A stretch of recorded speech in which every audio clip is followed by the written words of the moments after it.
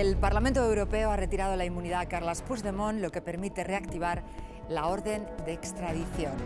La decisión, hola, buenas tardes, de la Eurocámara afecta también a los otros dos exconsejeros catalanes huidos a Bélgica. Son ahora también eurodiputados Antoni Comín y Clara Ponsatí. Carles Puigdemont ha anunciado que recurrirá la decisión ante el Tribunal de Justicia de la Unión Europea.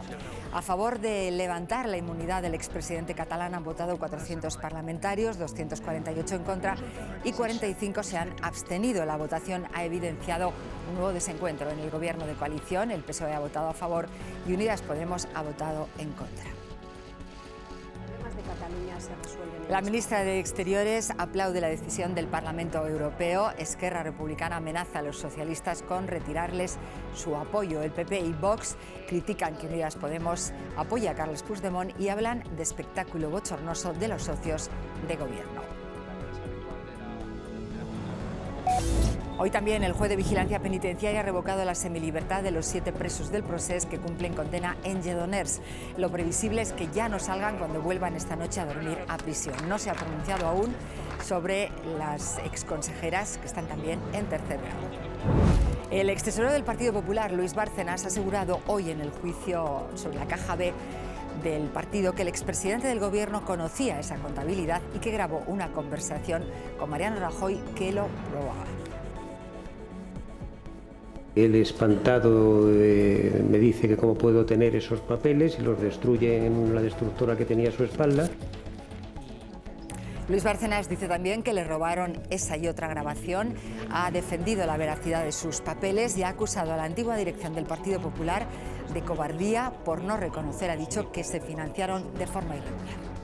Ataque informático contra el Servicio Público de Empleo. Ha afectado a toda la red del SEPE, incluidos los portátiles de los empleados que trabajan desde casa. Desde hace horas no funciona ni la web ni la sede electrónica del organismo encargado de gestionar los ERTE y el desempleo. Los sindicatos denuncian que la antigüedad media de los equipos es de unos 30 años. Pueden recibir más información en la línea telefónica 060. Los contagios de COVID siguen bajando, es decir, se va descendiendo el porcentaje, aunque menos en los últimos días. Los expertos dicen que si no se desescala bruscamente, en las próximas semanas podríamos ver un descenso de la incidencia a unos 50 casos por cada 100.000 habitantes en distintas zonas. Probablemente en bastantes comunidades veamos esa cifra en menos de unas semanas. A nivel nacional todavía tenemos dificultades para observarlo, sobre todo, por ejemplo, en Madrid y en Cataluña.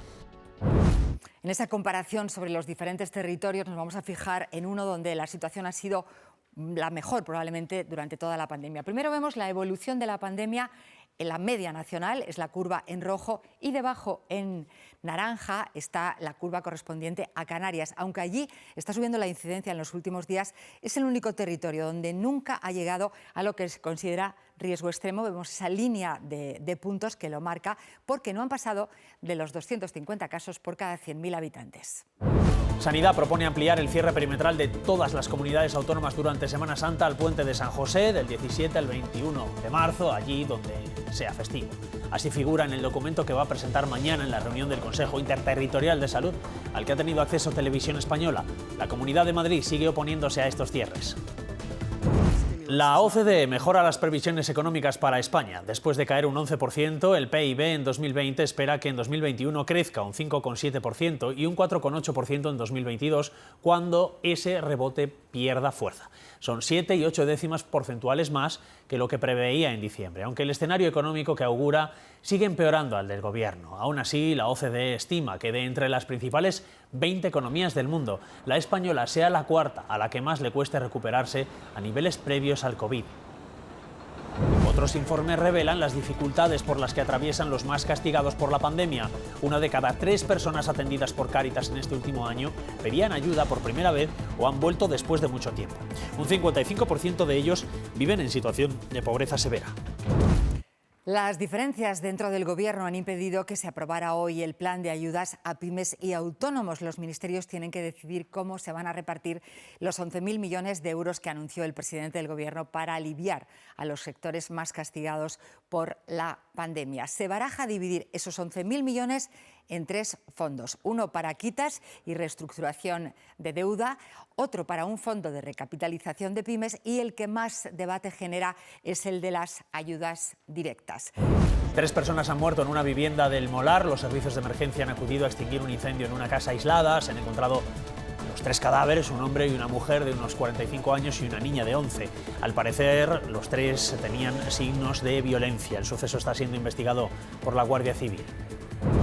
En México, tensión tras la manifestación por el Día de la Mujer. La valla levantada en torno al Palacio Nacional, sede de la Presidencia, ha provocado malestar entre las convocantes que critican que se proteja más un edificio que a la mujer.